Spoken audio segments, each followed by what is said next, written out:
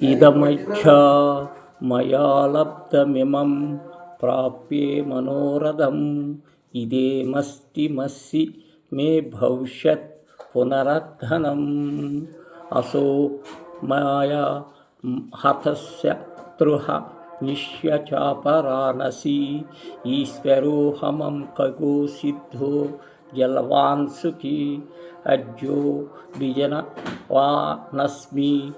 కోన్యోస్తి సదృశో మయా యక్షో దాస్యామి యదస్య ఇత జ్ఞాననిమోహిత అనేక చిత్త విభ్రాత మోహజాల సమావృత ప్రసత్త కామభోగేషు వతనిత్త నరకేషు చౌ.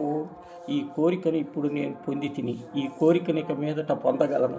ఈ ధనం ఇప్పుడు నాకు చాలదు. ఇంకను ఎంత యోధనము నేను సంపాదించగలను. ఈ శత్రువుని నేను ఇప్పుడు చంపి తిని, తక్కిన శత్రువులను కూడా చంపగలను. నేను ప్రభువును, సమస్త భోగములను అనుభవించువాడను.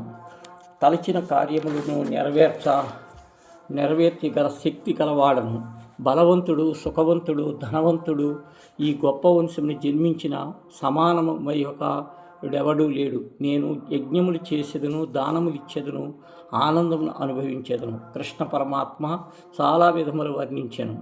అనుగుణముగా ఈ దృశ్య శ్రవణ ప్రపంచం శాశ్వతమని, ఆ క్షణిక పదార్థములు పేరాశ గలవాడై ఆయా వస్తుంభములు గొప్పగా దలంచు గర్భముతో పలుకు వాక్యములు చక్కగా ఉదహరించబడినవి.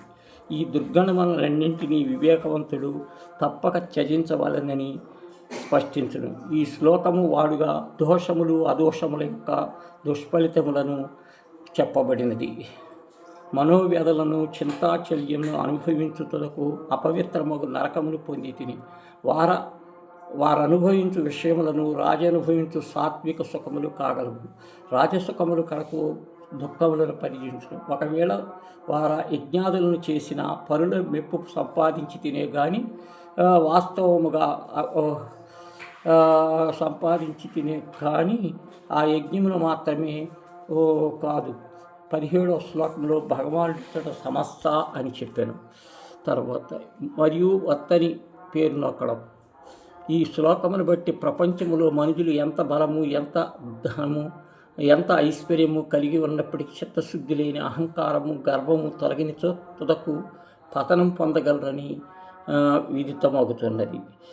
ఈ శత్రువు యొక్క చంపితిని, మిగిలిన శత్రువులను కూడా చంపేదను. నేను ప్రభువును, నేను భోగిని, నేను కార్యసిద్ధి కలవాడను, నేను ధనవంతుడును, నేను గొప్ప కులమునందు జన్మించిన, నాకు సమానుడెవడూ లేడు.